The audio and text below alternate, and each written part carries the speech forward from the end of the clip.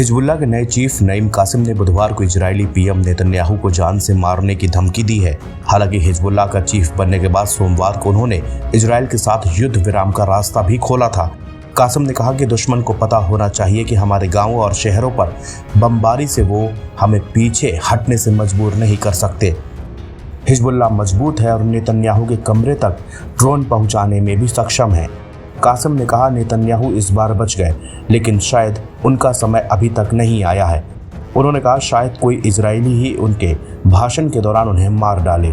हमारे संपर्कों ने पुष्टि की है कि नेतन्याहू बहुत डरे हुए हैं क्योंकि हम उन्हें निशाना बना रहे हैं।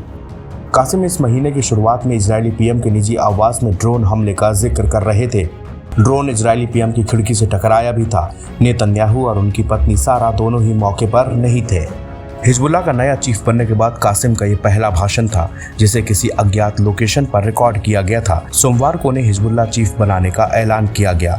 इजराइल ने पिछले महीने हिजबुल्लाह चीफ हसन नसरल्लाह को एक हमले में मार दिया था। नसरल्लाह के बाद उनके कथित उत्तराधिकारी हाशिम सफीउद्दीन को भी मार डाला गया। अपनी आक्रामक धमकियों के बावजूद कासिम ने यह भी कहा कि हिजबुल्लाह अपनी शर्तों पर इजरायल के साथ युद्ध विराम पर सहमत होगा। पिछले साल हसन नसरल्लाह की ओर इसी तरह की भाषा इजरायल के खिलाफ इस्तेमाल की गई थी। नसरल्लाह ने भी युद्ध विराम की बात कही थी, लेकिन अपनी शर्तों के आधार पर। इजरायल की ओर से शर्तों को हिजबुल्लाह ने अस्वीकार बताया था। शर्तों में हिजबुल्लाह लड़ाकों की लितानी नदी के उत्तर से वापसी की मांग थी। कासिम ने लेबनान के युद्ध विराम को गाजा की जंग खत्म होने से नहीं जोड़ा। नेतन्याहू ने कुछ दिन पहले दावा किया था कि ईरान समर्थित समूह हिजबुल्लाह ने उनकी और उनकी पत्नी की हत्या की कोशिश की थी। यह हमला कैसारिया में उनके स्थित आवास पर हुआ था। इजरायली पीएम के आवास पर इसी महीने 3 ड्रोन हमले किए गए। हालांकि एक ड्रोन को इजरायली सेना ने हेलीकॉप्टर से मार गिराया था। दूसरा ड्रोन नेतन्याहू के पड़ोस वाले मकान पर जा गिरा था, जिससे कोई हताहत नहीं हुआ।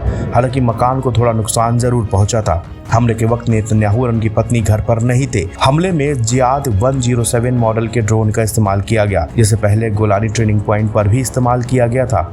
इस तरह के ड्रोन को पहचानने में मुश्किल होती है। शुरुआती जांच में पता चला कि 3 ड्रोन इस हमले में शामिल थे। 2 को मार गिराया गया, जबकि एक का पीछा करते वक्त संपर्क टूट गया और फिर वो नेतन्याहू के पड़ोस में जाकर गिरा था। एनबीटी ऑनलाइन की रिपोर्ट।